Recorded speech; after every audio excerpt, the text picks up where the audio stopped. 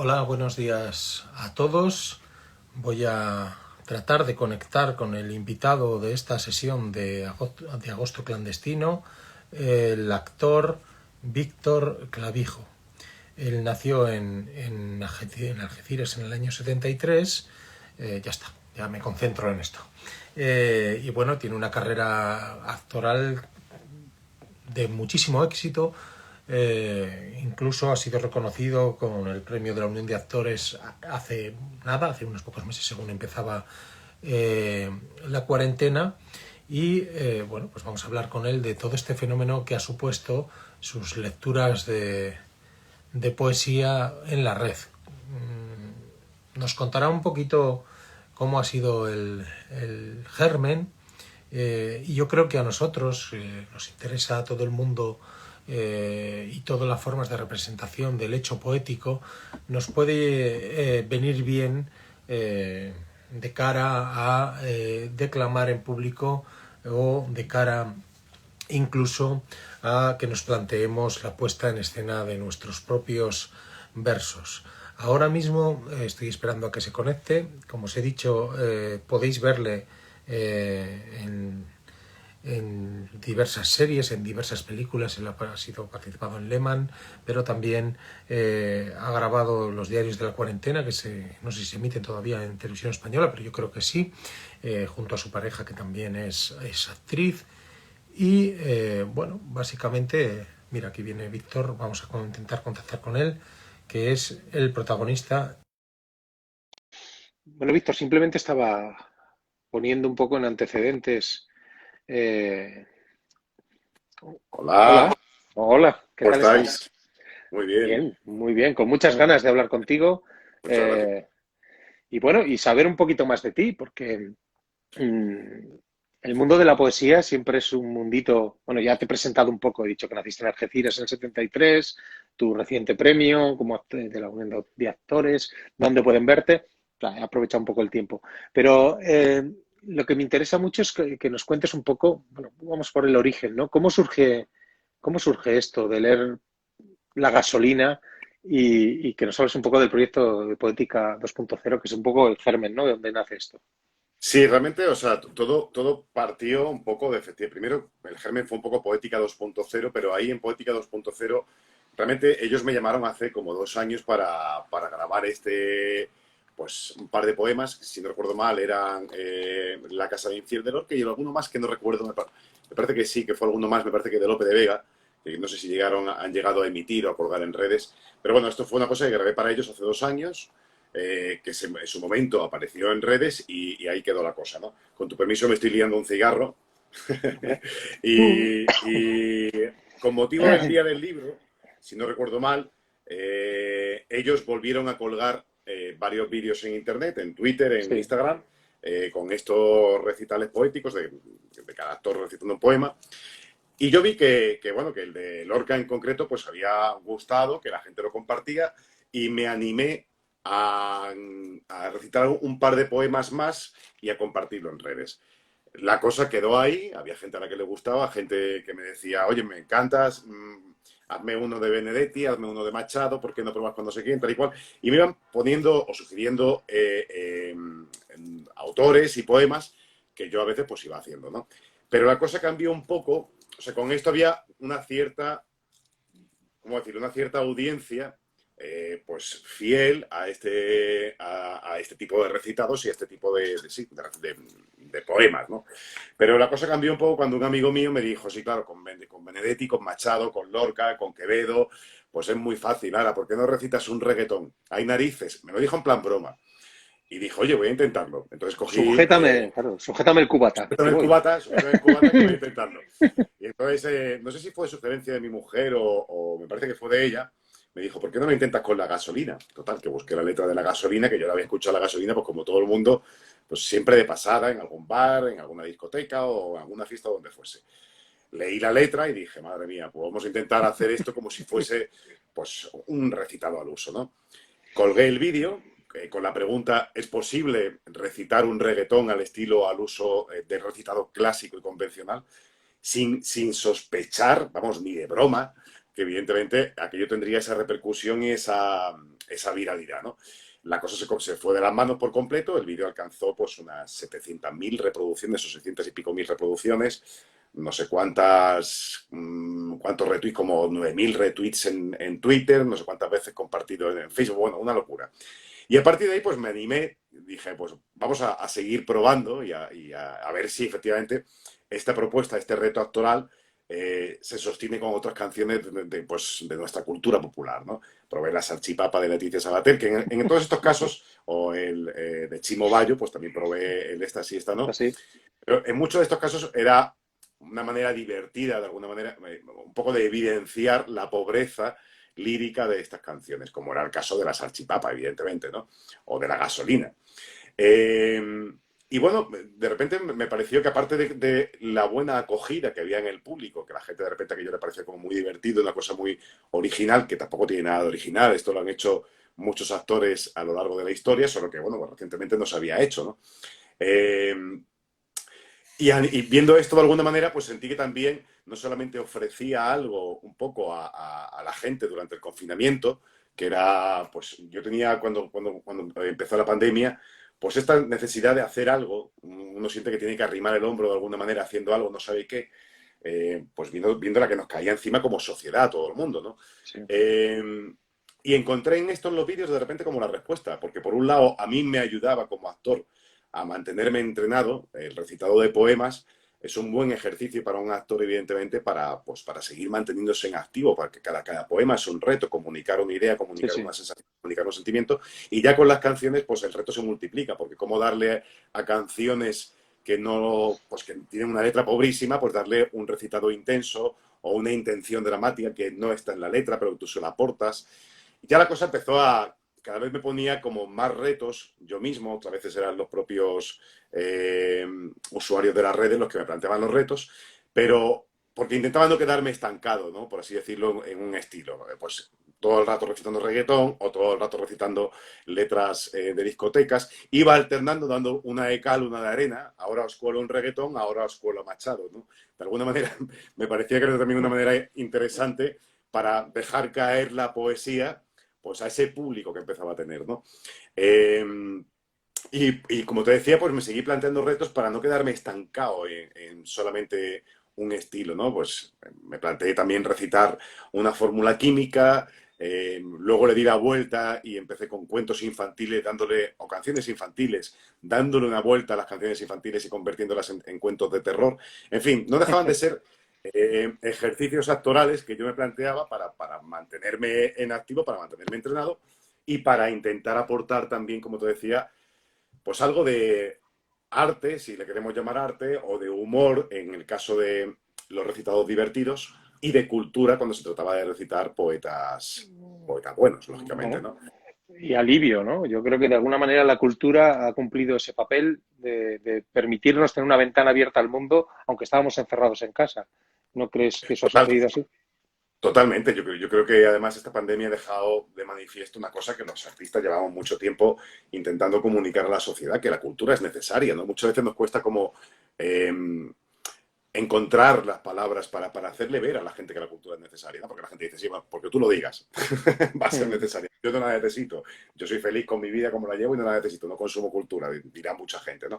Pero esta pandemia nos ha dejado claro, pues que si no llega a ser por el cine, por la música, por las películas o las series de televisión, por los recitados de poesía, en mi caso míos o de otros actores, por las lecturas de novelas que han hecho también actores en Internet, por los vídeos divertidos también, que no deja de ser, si no es cultura en un sentido estrictamente dicho de la palabra, es entretenimiento y es arte también, Bueno, hacer no de pasa un nada. talento, no pasa nada, también es A ver, entretenimiento, es igual de interesante, pero nos ha dejado claro que de alguna manera como seres humanos, la cultura nos ha aliviado durante este confinamiento, nos ha dado una válvula de escape para poder reconectar con las sensaciones, con las emociones que todos sentíamos, esta ansiedad, este miedo, esta incertidumbre. Y la cultura, la poesía muchas veces también ayuda pues a reconectar con lo más bonito del ser humano, con lo que a todos nos conecta, que son las emociones, la belleza. Y bueno, pues intentar evadirnos de esta locura y este miedo colectivo que hemos sufrido durante la pandemia. Yo creo que ha quedado muy claro que la cultura es muy necesaria, igual que otros sectores de la sociedad, igual que la sanidad ha quedado claro, creo que ha debido quedar claro que es muy necesaria en nuestra sociedad, igual que otros muchos sectores a los que no dábamos, o muchas otras industrias a las que no dábamos ninguna importancia hasta ahora, pues como la industria alimenticia, los reponedores de supermercados, las cajeras, ese tipo de actividades cotidianas que las tenemos al alcance de la mano y no le damos la importancia hasta que efectivamente nos damos cuenta de, ojo, estas son las personas que mantienen el tejido Sí, de una sí. sociedad y que esto no se hunda, ¿no? Bueno, me voy por las ramas, pero esto para decirte de alguna manera que efectivamente creo que ha quedado claro que durante la pandemia pues que la cultura es Sí. necesaria. Fíjate que cuando te contacté así de mala manera para que participases en este encuentro, tú me decías, pero yo te advierto que no soy un erudito en la poesía. Sí, Y sin embargo, yo que he hecho un poco los deberes y me he puesto un poco a investigar, porque tengo que reconocer que yo me encontré esos vídeos y te había perdido desde al salir de clase. Así que es muchísimo tiempo perdido cuando estoy viendo que tengo mucho pendiente por ver. Lo que te quiero decir es que yo he visto que en realidad tú te mueves en muchos ámbitos del arte. Te he visto tocar el piano maravillosamente y he visto una cosa muy interesante que es tu mundo fotográfico, que no lo limitas solo a la imagen, sino que eres capaz de generar una historia como lo fuiste al final de estos recitados poéticos, casi como Manuel Bartual, que estaba por aquí viéndonos, generando una historia completa, ¿no? Como que te secuestraban, ¿no? Había ahí un... sí, o bueno, un saludo a Manuel, por cierto. Sí.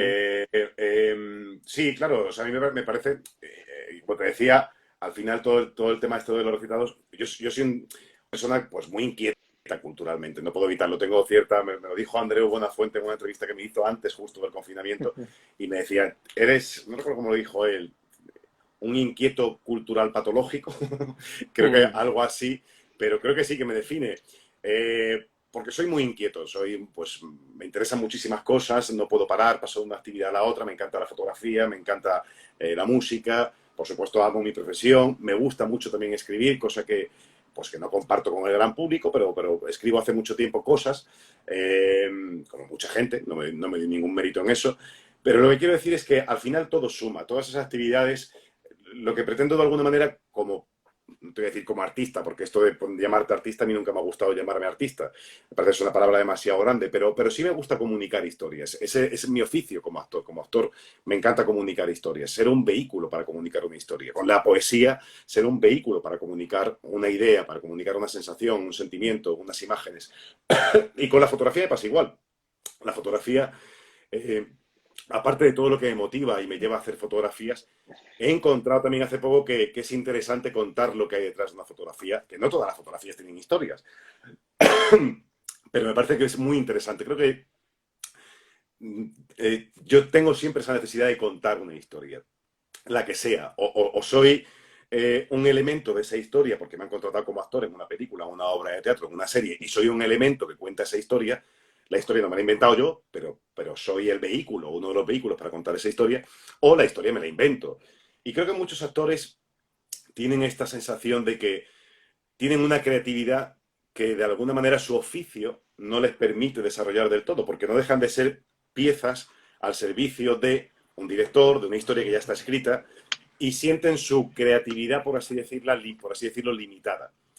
Pero muchos actores tienen esta creatividad, muchísimos amigos míos, y necesitan volcar esa creatividad por algún lado. O escriben, o componen música, o cantan, pero necesitan generar sus propias historias. No ser solamente los actores contratados para contar la historia de otros, ¿no? A mí me pasa mucho eso, y creo que eso como actor te da un poco la sensación de que el destino de tu carrera, si no de tu carrera, pero sí de alguna manera de todo lo que llevas dentro y quieres comunicar está en tus manos. No dependes de que te llame un director de casting para poder ejercer tu oficio, sino que además generas historias, generas o montas una obra de teatro y la diriges, como tengo amigos míos, como Sergio Peri Mencheta, como mucha gente que dirige teatro, que son actores, o te montas un grupo de rock y haces música como, aparte de ser actor, o pintas, como tengo muchos amigos también que pintan, muchos amigos actores, o fotografías como hago yo. En fin, hay una cierta necesidad creativa que tienen los actores, como te decía, y que no es extraña, que no es, para mí no es rara. Y en esta pandemia, pues he intentado dar salida un poco a eso y comunicar al gran público pues todas esas facetas, ¿no? Por así decirlo. Bueno, aquí alguien está preguntando, diciendo que quieren escuchar algo tuyo, así que yo no, De Juan esto no está Carlos preparado. Aragón, pero de Juan Carlos Sí, Aragón ya recité La soledad es testigo. Se lo digo a Pablo Martín, no la sí, tengo sí, aquí a mano, sí. pero recité La soledad es testigo, que es parece que es un paso doble, creo, que es fantástico. Y bueno, lo recité, lo colgué, y de hecho el audio sirvió no, luego sí, sirvió para un vídeo que hicieron en homenaje a la muerte de Juan Carlos Aragón. Eh, y bueno, me parece un letrista fantástico. Yo no, debo decir que no lo conocía mucho, que esta pandemia me ha dado para conocer a muchos autores, desde Juan Carlos Aragón, que había oído cosas suyas antes de que muriese, pero o a poetas de nuestra literatura que me ha dado por investigar y por conocer un poquito más a fondo, ¿no? Bueno, no recites nada de Enrique Cabezón, que ponen por aquí. No, no, en realidad, Laura Monge, que estaba por ahí, estaba pidiendo algo tuyo, esa es la trampa. ¿Es poesía? No, yo no escribo poesía, no, poesía no escribo, la verdad que no. No, no, de pequeño escribí un par de poemas, pero no escribo poesía. Creo que para escribir poesía hay que tener un talento muy, muy especial. Yo no lo tengo. Yo escribo otro tipo de cosas, escribo relatos, escribo historias, escribo escenas, quizás profesional, escribo guiones de cortometrajes o proyectos para series o para largometrajes. Estoy metido con mi hermano en varios proyectos de los que no puedo hablar ahora, pero que bueno, que puede ser que vean la luz. Entonces, bueno, tengo más por deformación profesional como actor quizás, pues esa deformación de escribir más relatos cortos o relatos largos o si no, escenas dramáticas, ¿no? Pues ya me gustaría tener el talento para escribir poesía, pero no lo tengo.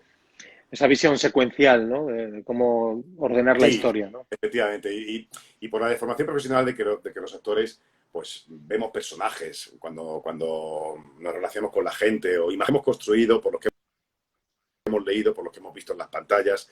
Entonces tenemos esa deformación profesional de construir, ver personajes, ver historias, ver arcos dramáticos, ver temas, cosa que la poesía, pues de alguna manera, no aborda tanto. La poesía no es Más el abstracta, terreno sí. es más abstracto, no es el terreno en el que se aborda la psicología de un personaje, ¿no? O una historia con un principio, un nudo y un desenlace, ¿no? Entonces, bueno, es un terreno que ya te digo que tengo menos cultivado como escritor, bueno, como escritor aficionado, por no decir nada cultivado, porque realmente lo exacto sería decir nada cultivado. Que fíjate una cosa, pues eso, el recitar poesía no te convierte, como te decía Poeta. el otro día, no te convierte en ningún poeta ni un experto en poesía, ¿no? Igual que si interpretas un personaje pues no sé, de la Edad Media, no te convierte en un historiador de la Edad Media, te convierte en un actor que interpreta un personaje de la Edad Media. Y si lo haces muy bien, pues oye, qué bien, pero eso no te convierte en un especialista. Igual que no soy especialista en Lope de Vega, ¿no? Creo que tuve la fortuna de acertar con un personaje que estaba muy bien escrito. Tuve la fortuna de acertar con ciertas cosas del personaje y de que el personaje llegase al gran público, pero no soy un especialista en Lope de Vega. La gente no debería acudir a mí para preguntarme, oye, Lope, ¿qué hizo en tal año? ¿Qué obra escribió? Pues mira, conozco muchas cosas de Lope de Vega, pero no soy el especialista, ¿no? Esa es la ventaja que tenemos los actores, que podemos dar la sensación de que somos especialistas en ciertas áreas, pero no lo somos en absoluto, ¿no? Fíjate que en la casada infiel, que por cierto recitas maravillosamente, hay una historia, ¿no? Ahí sí que hay un Ahí hilo sí, y un desenlace, eh, y además la interpretas, creo que muy bien.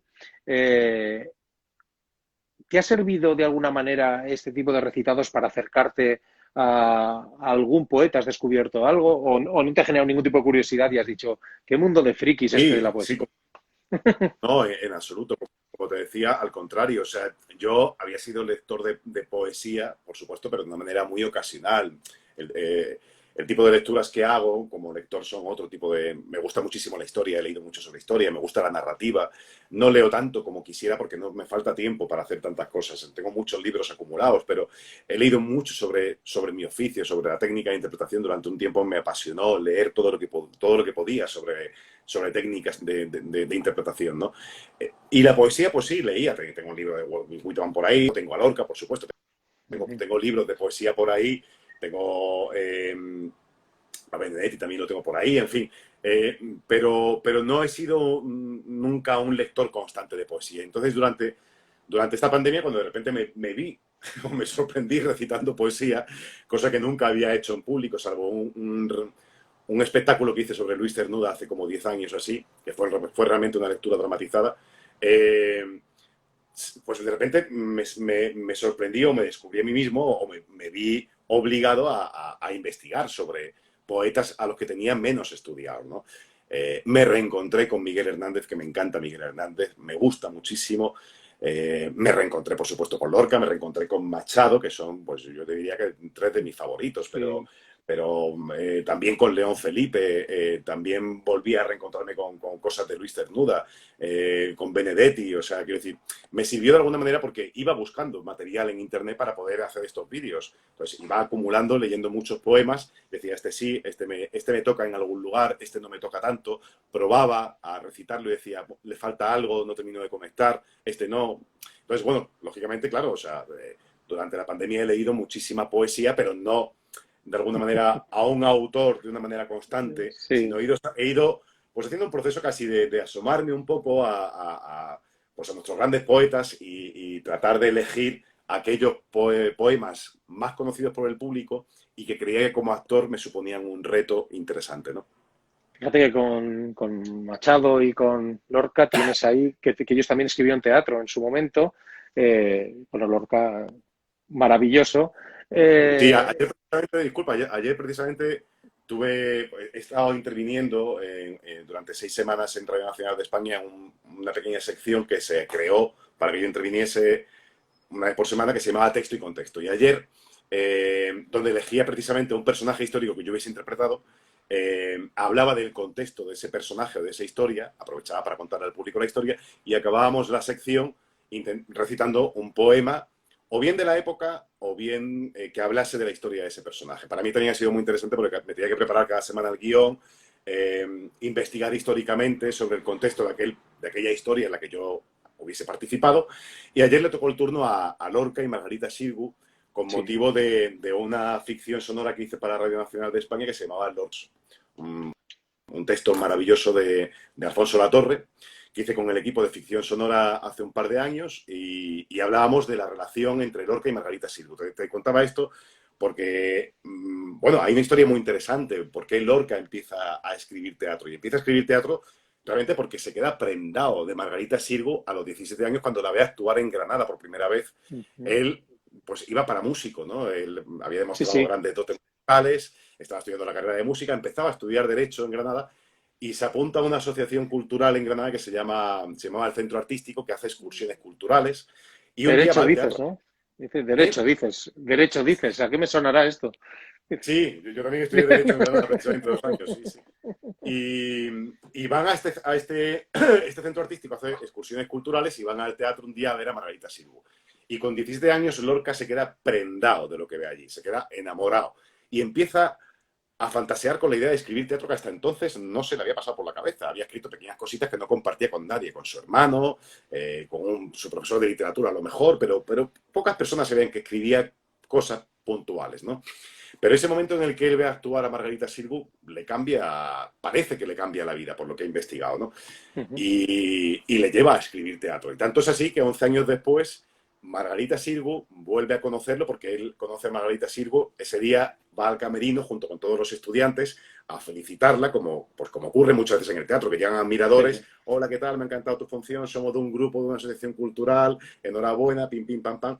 Pues 11 años después, cuando él va a Madrid, ya ha ido a Madrid, está en la residencia de estudiantes, y sigue con la idea de escribir teatro y escribe teatro, y su primera función de teatro es un fracaso, que es El maleficio de la mariposa, él escribe Mariana Pineda y contacta con la Xirgu para dárselo. Hay una historia muy interesante, la contaba ayer, y es que él le pasa el texto a Eduardo Marquina, porque él no conocía a la Xirgu, para que Eduardo Marquina se lo haga llegar a Margarita Xirgu. Y Eduardo Marquina se olvida de entregárselo, se olvida. O sea que dices, Mira. qué raro, ¿no? Pasan los meses, Lorca no sabe nada y una amiga de Lorca finalmente le hace llegar el texto hay una historia ahí muy interesante, le hace llegar el texto a Margarita Xirgu y hace que Margarita y Lorca se conozcan, aunque ya se conocieron 11 años atrás, pero Margarita, por supuesto, no se acordaba.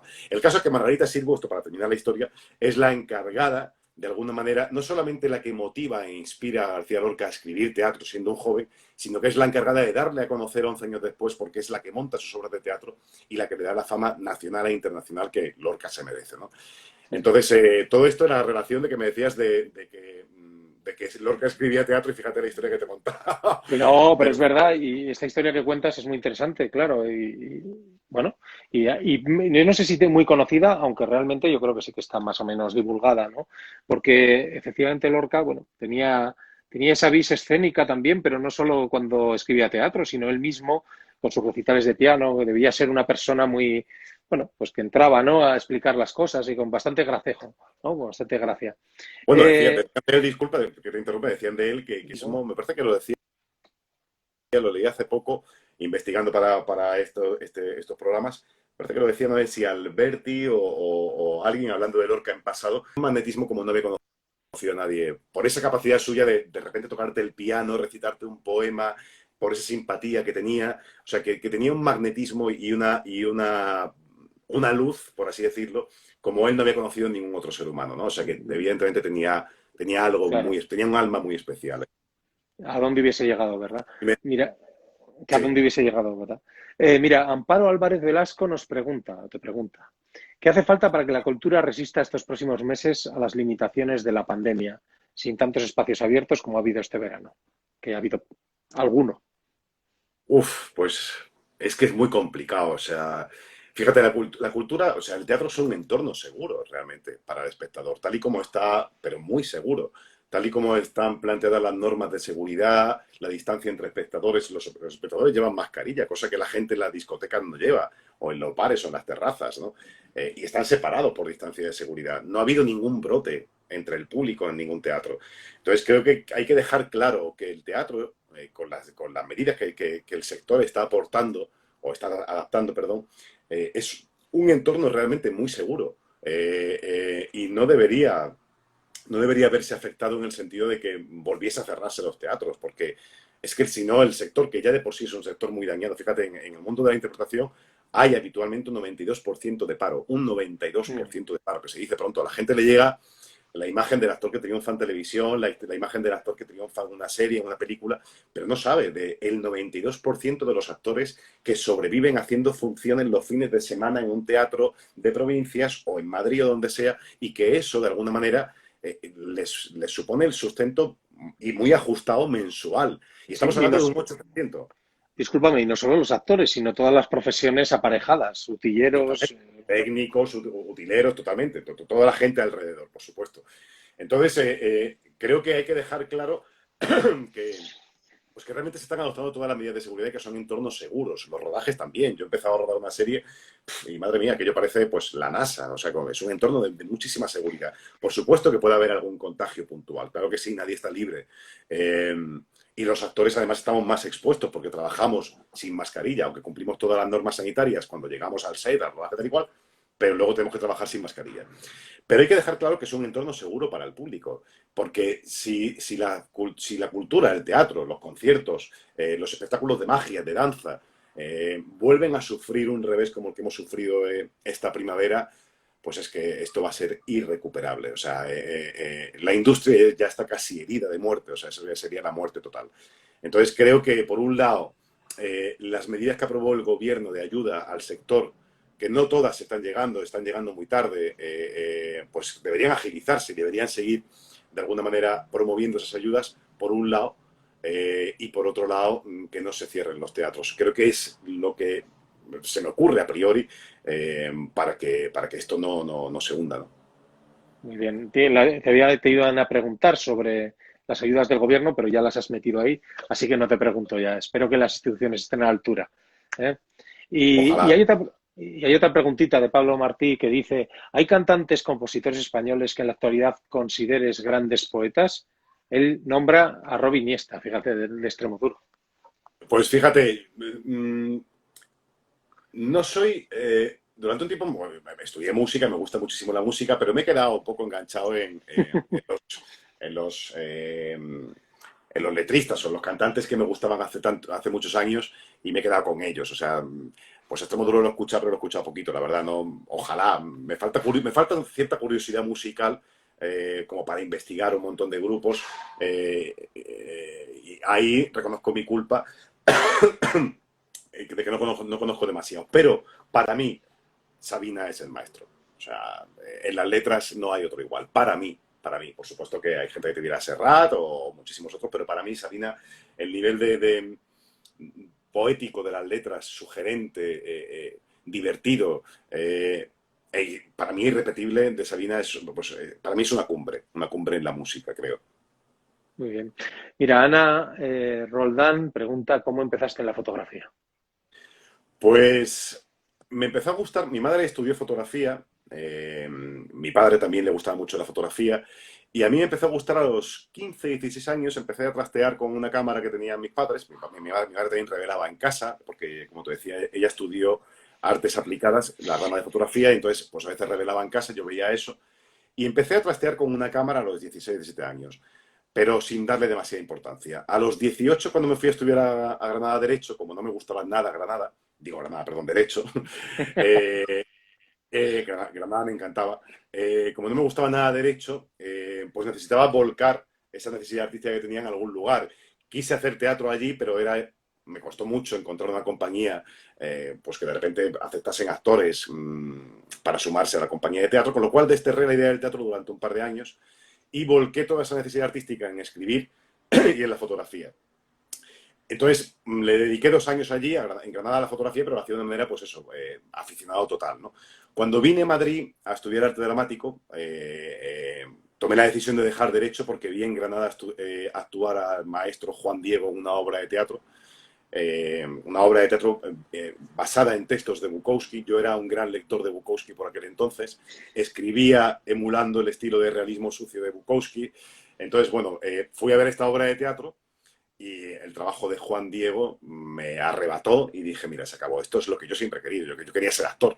Estudié Derecho porque mis padres me dijeron, mira, estudiate una carrera y cuando salgas de la oficina ya harás tu teatro. Caí en la trampa 2 años, pero cuando vi a Juan Diego dije, se acabó. Total, dejé Derecho, me vine a Madrid, estudié arte dramático, me olvidé de la fotografía durante muchísimos años y hace como 12 años, rodando una película, empezaban a salir las cámaras digitales y de repente dije, wow, qué interesante esto de las cámaras digitales, poder hacer la foto, verla en el instante. Y empecé a ahorrar durante la película, una cosa muy curiosa, yo era el protagonista de la película y me pagaban muy bien, pero lo que hacía era que las dietas que me pagaban en mano cada semana, me las ahorraba bastante para comprarme una cámara fotográfica con el ahorro de esas dietas, en lugar de con el ahorro de la nómina. Pero me gustaba ver cómo iban creciendo los billetes de 20 en 20 euros y mi idea era comprarme una cámara cuando acabase la película con ese dinero, ¿no? No lo hice. Pasó un tiempo, hice una serie en Colombia y una amiga tenía una cámara digital. Un día me dejó probar, hice un par de fotos y me dijo, wow, tienes buen ojo. Y dije, coño, si es que a mí esto me gustaba, lo de la fotografía hace mucho tiempo. Total, que a la vuelta del rodaje de esta serie me animé, me compré una cámara digital, me apunté a un curso de fotografía para recuperar los conceptos que tenía olvidados y a partir de ahí me picó el bicho de una manera brutal. Pero me picó mucho más cuando un amigo, director de cine, Jesús Ponce, que es un gran aficionado a la fotografía analógica, me dijo, no, mira, está bien, tienes buen ojo, hace fotografías digitales también, pero yo te voy a enseñar a revelar película y vas a ver que es otra cosa. Me enseñó a revelar película, empecé a disparar en película y efectivamente me enamoré de la fotografía analógica y la fotografía digital la dejé a un lado. Solamente utilizo la cámara cuando voy de viaje pues, para asegurarme ciertas fotos o lo que sea. Y a partir de ahí empezó este enamoramiento de esta disciplina, porque empecé a leer muchísimo, empecé a comprar muchísimos fotolibros, empecé a leer muchísimo sobre fotografía, sobre fotógrafos, me investigaba en internet y empezaba a vibrar muchísimo con lo que veía en los fotógrafos que me entusiasmaban.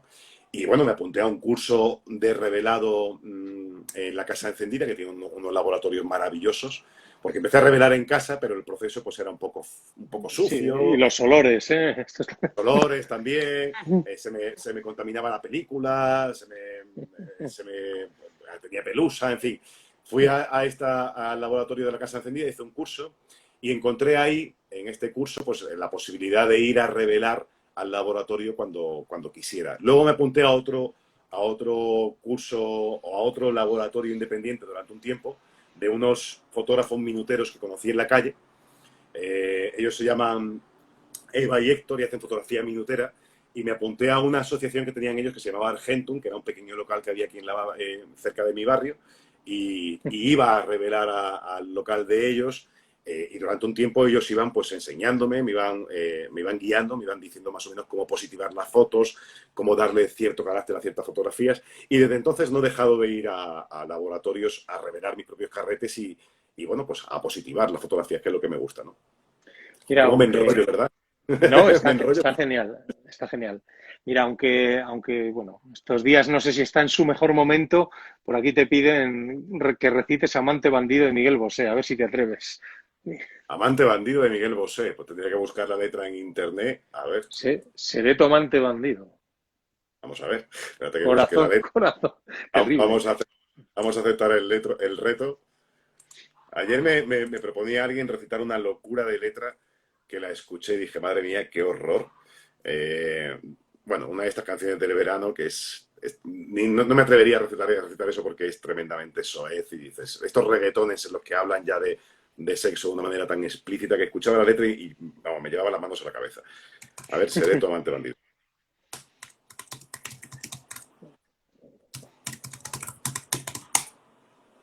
Uy, uy, uy.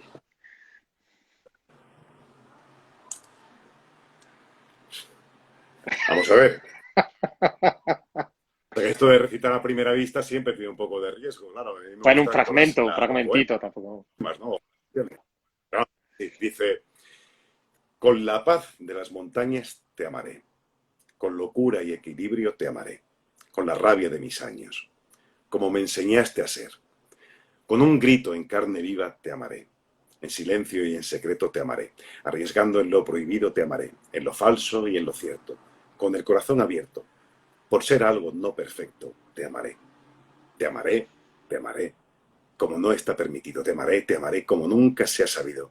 Mm, mm, mm, mm, mm, mm. Pone ahí, porque así lo ha decidido te amaré, pero esto no es Tomante Bandido, no sé por qué me sale esta letra, ¿eh? Es ¿Seré igual. Tomante Bandido? Corazón, corazón marido. Yo no me sé más, la verbena. Pues no está aquí, no sé por qué me ha salido esta letra, pero bueno, espero que esa es Te amaré, efectivamente, me dicen, te amaré, claro, evidentemente, es esta. Bueno, pues ha quedado ahí, te amaré. Mira, Amparo vuelve a preguntar, ¿qué aspectos creativos o sociales te aporta la fotografía que no llene el teatro? Pues mira, lo contaba hace poco con una fotografía que subí intentando analizar, con motivo del Día Mundial de la Fotografía, intentando analizar qué es lo que me aporta la fotografía como actor, que me ha aportado muchísimas cosas. Y una de las cosas fundamentales, ahora voy al aspecto social, pero una de las cosas fundamentales para mí ha sido que me ha conectado con el presente. Es decir, los actores, por lo menos yo como actor, estamos todos los días dándole vueltas a nuestro oficio, a nuestro arte, yo con mi oficio, yo con mi arte, me llaman, no me llaman, me quieren, no me quieren, he hecho bien mi trabajo, no lo he hecho, soy bueno, no soy bueno, Dios mío, en fin, esta cosa que estamos todos, somos demasiado onanistas en ese sentido, ¿no? Y la fotografía me ha obligado a conectarme con el otro, con el presente, con lo que veo. Eh, y eso es maravilloso, porque no solamente te saca de tu egocentrismo, de tu cabeza y de mirarte todo el rato el ombligo, sino que te conecta con lo que tienes delante. Primero empieza porque, bueno, pues te gusta pues no sé, una calle, una luz, algo en concreto, pero poco a poco a mí lo que me interesa son las personas, me encanta. O sea, la fotografía que me gusta es la fotografía social, ¿no? No me gusta nada la fotografía de paisajes, a mí no me cuenta nada como espectador de fotografía, no me gusta nada la fotografía de paisajes, no me seduce. Y la fotografía que me gusta es la fotografía que narra una historia, que cuenta unos personajes. Me encantan fotógrafos como Kudelka, como Bresson, que capturan momentos concretos que de repente, como espectador, te sugiere preguntas, ¿no? Y entonces esto no solamente me ha provocado lo que te decía, la capacidad de conectarme con el presente, de admirar una luz, de admirar un rostro, de admirar una composición, de ver de repente, wow, aquí hay una historia visual, o hay un personaje, un entorno, una luz, hay un instante que me cuenta algo, o hay un personaje que me está diciendo algo, no lo sé. Porque no sé identificar qué es lo que me llama la atención cuando hago la foto. Sé que hay algo que me mueve y necesito hacerla. Luego a lo mejor el racionamiento viene a posteriori, pero en ese momento es un impulso, no soy capaz de racionalizarlo. A veces es una luz, a veces es un rostro, a veces es una composición. Entonces, como te decía, como actor, me ha ayudado a conectarme con el presente, a mirar, a apreciar el presente, a disfrutar el momento de repente en el que estoy mirando tras la cámara y sientes el impulso de, wow, aquí está la foto, aquí está la foto, aquí está la foto, casi como un cazador que está disparando a punto de matar a la presa. Esa emoción, wow, es muy interesante, ¿no? Y luego me ha provocado, como ser humano, las ganas de conocer otras realidades que por mi timidez antes yo no me atrevía a dar el paso, a romper una barrera. La Timidez. cámara está... Sí, sí, realmente, o sea, una cosa es una entrevista, pues bueno, tienes... Pero otra cosa es por la calle tener como... Quizás a lo mejor por el hecho de ser conocido, pues al final te vuelve más reservado. Pues, si no le llamamos timidez, podemos llamarle cierta reserva. Te vuelves al final reservado porque la gente te conoce o lo que sea, entonces te vuelves más Sí. cohibido en muchas cosas, ¿no? Eh, y te cuesta romper barreras o porque tu interés en los otros decae porque te cierras en ti mismo o lo que sea. Y la fotografía me ha ayudado a romper eso, a interesarme en el otro primero por la imagen y luego porque para llegar a esa imagen hay que romper una barrera y conocer al otro. Y luego porque es una manera ideal de conocer otras historias de repente. No sé, me ha aportado ganas de viajar, que a mí me gustaba viajar, pero en los últimos 10 años pues, me he convertido en un viajero, pues hasta entonces inaudito para mí, ¿no? Un amigo me decía, tío, viaja, viaja, que es de las mejores cosas que hay en la vida. Me lo decía hace 15, 20 años y decía, sí, sí, sí, sí, ya lo haré, ya lo haré. Porque estaba muy centrado en mi profesión de actor. Y sin embargo, desde que descubrí la fotografía, pues se han despertado en mí las ganas de viajar de una manera absoluta, pero a viajar a cualquier sitio.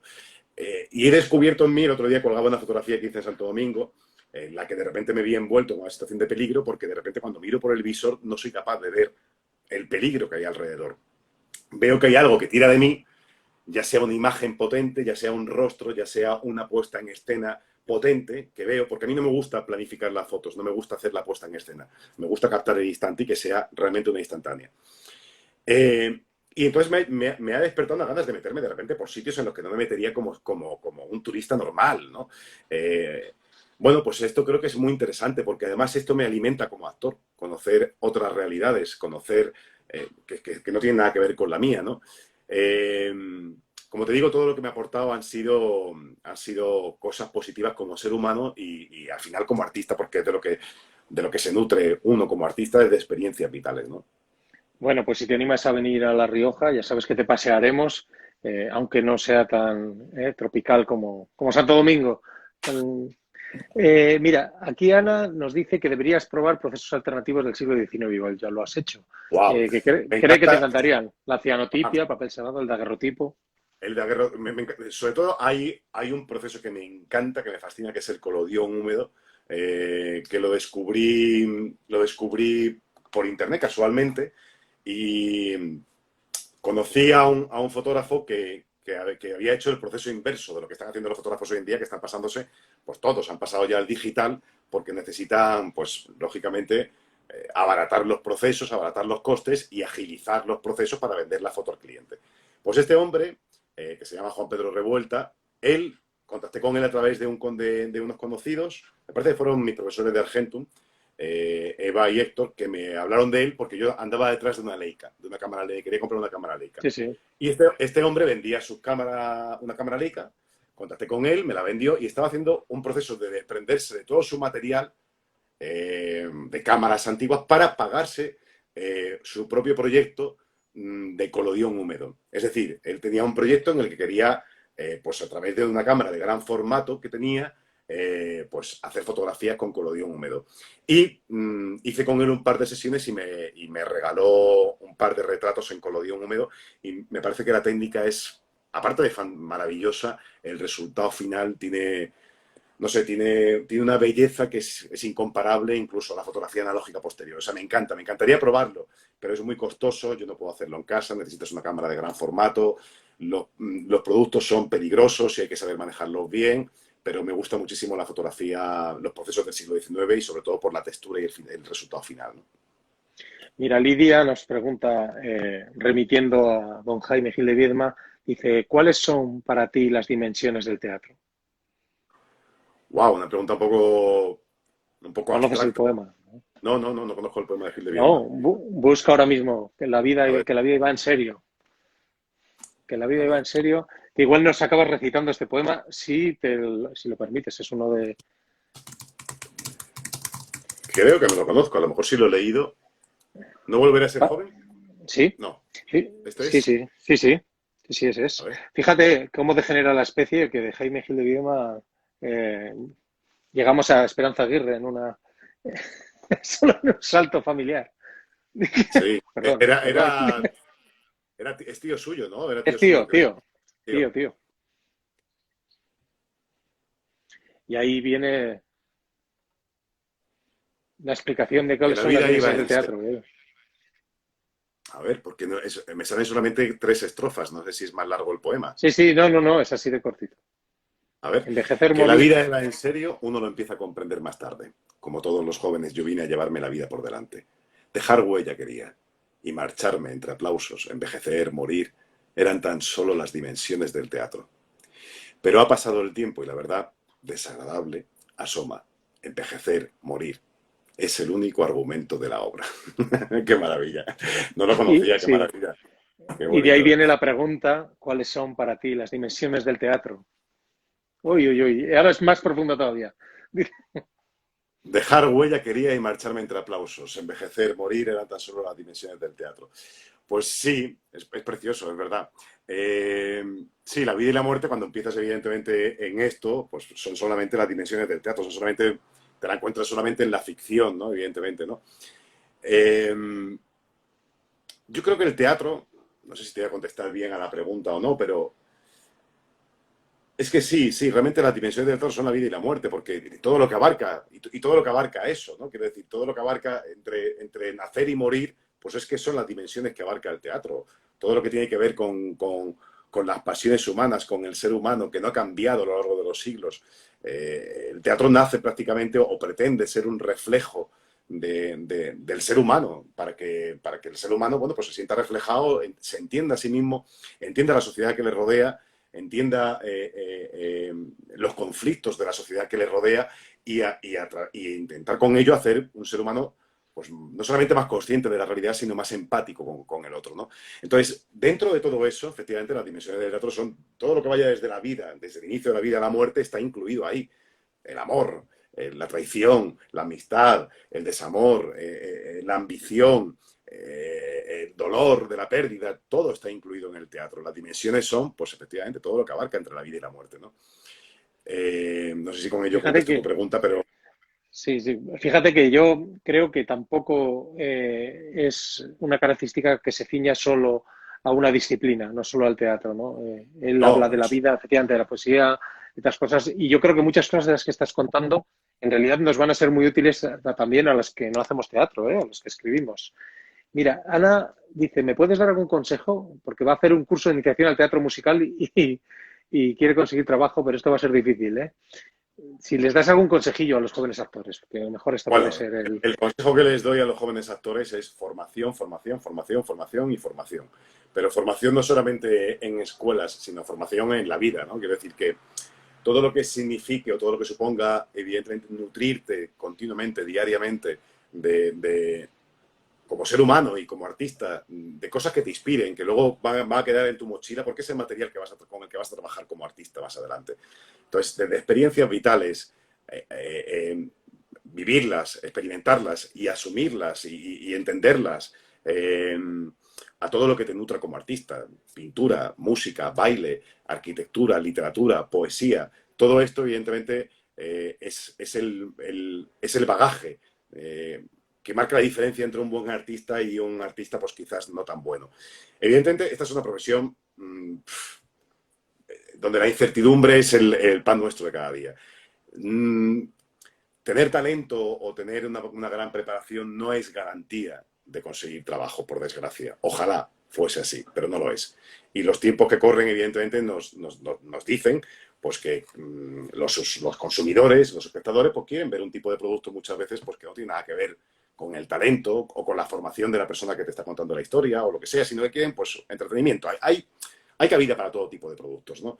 El teatro, desde luego, no. El teatro yo creo que es el lugar, por supuesto tiene que haber y hay un teatro de entretenimiento, pero es un lugar en el que uno como espectador va a buscar un vuelo que pocas veces la televisión se lo permite. Invita a la reflexión, invita a la profundidad, invita a verte.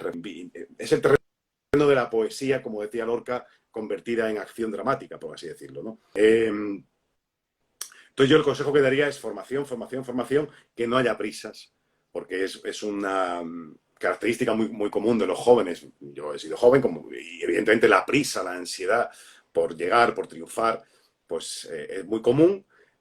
y que no haya prisa porque esto es una carrera muy de largo recorrido, muy de fondo, por suerte. Por suerte no hay una fecha de caducidad, como ocurre en el baile o en otras profesiones, y creo que lo importante es amar tu oficio, tu profesión. Como decía Stanislavski, el arte que hay en ti y no a ti en el arte, que es una diferencia muy sustancial. Es decir, si entiendes la diferencia entre amar el arte que hay en ti y amarte a ti en el arte, que significa pues una cuestión de ego, de querer triunfar, de quererte ver triunfando, la diferencia es muy sustancial, porque si pones el foco en el arte que hay en ti, no vas a sufrir tanto pues los golpes de los fracasos, de los rechazos, y vas a seguir adelante. Yo cuando vine a Madrid como actor, yo no venía con la idea de hacer ni televisión ni cine, yo venía con la idea de hacer teatro porque era lo que había hecho y lo que me enamoraba. Y yo en el peor de los escenarios que me planteé, porque me hice un planteamiento de futuro y dije, bueno, a ver, en el peor de los escenarios posibles, pues seguramente viva como actor en una buhardilla de mierda de 15 metros cuadrados, no tendré dinero y comeré pan con foie gras. Ahora, estaré haciendo teatro a lo mejor incluso en la calle o de mismo en el metro o una función en el Retiro al aire libre. Este era mi planteamiento que yo me hacía en Madrid sin conocer nada de esto, ¿no? Y me dije, ¿seré feliz haciendo esto? Y dije, sí, aunque me muera de hambre. Es decir, creo que esto es lo que tiene que plantearse un actor joven. ¿Por qué? Porque puede ser que triunfes o que no triunfes. Y no puedes poner toda tu valía o toda tu intención o todo tu objetivo en el triunfo, porque entonces estás poniendo huevos en la cesta de la, por así decirlo, de sentirte insatisfecho con tu vida, ¿no? De la insatisfacción o del fracaso. Y creo que lo importante es, para seguir adelante y poder estar los fracasos, como te decía, los obstáculos, no buscar el éxito, sino buscar el amor por tu disciplina, por tu oficio, ¿no? Irene desde Granada dice que si tuvieras que escoger, aunque yo creo que has contestado ya, entre el teatro o las películas, ¿qué escogerías?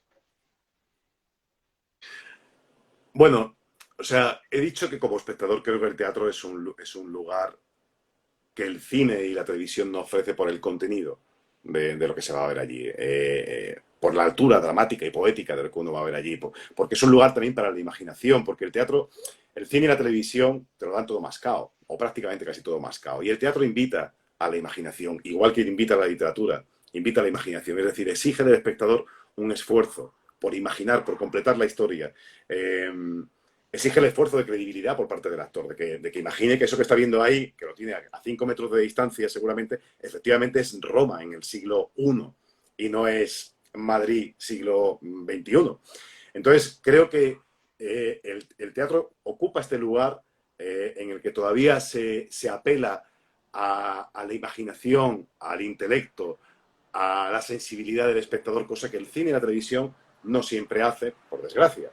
Pero a mí como actor me interesan las historias. Es decir, me interesa el personaje, me interesa la historia. Y en ese sentido, trato de no hacer diferencias. Es decir, uno puede hacer teatro, hacer una muy mala función de teatro, muy mal texto, y para un actor eso puede suponer un suplicio, subirse todos los días al escenario a defender algo en lo que no cree.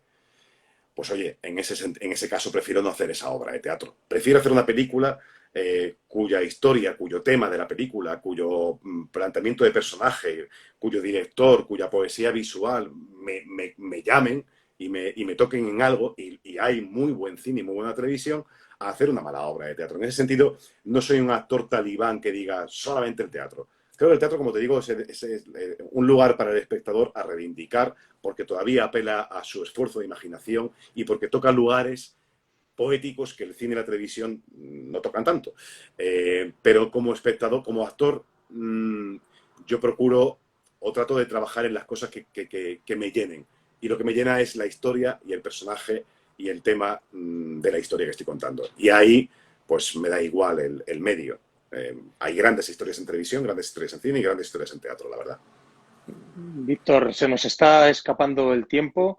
Es una desgracia porque estoy muy a gusto. Yo creo que esto con unas cervezas por medio podría ser y alargarse durante mucho más rato. Te quiero dar las gracias por prestarte a este pequeño atraco, encuentro. Bueno, y compartir estos minutos con nosotros. A los que habéis hecho alguna pregunta y no va a dar tiempo, también os pido disculpas y os doy las gracias. Y nada, que te lo devuelvo en Logroño, tú verás. O sea, cuando te acerques por aquí, cumplimos, ¿vale? Muchas Perfecto. gracias. Estuvimos en Logroño hace un año, creo que fue más o menos por Diman Trilogy. Y Sí, volvimos a repetir el año pasado, aunque esta vez no fui yo. Pero bueno, es una ciudad que me encanta y sí, bueno. sí, deseando volver por allí. Bueno, y te enseñaré cosas que no te van a enseñar las guías. Bueno, muchas gracias a todos. A las 8 de la tarde seguimos con el festival por este medio con la poeta Marta López Duaces. 8 de la tarde, hora española, que se conecta gente de todo el mundo. Muchas gracias, Muchas Víctor. gracias a vosotros. Un abrazo muy fuerte. Un Chao. abrazo. Adiós. Chao.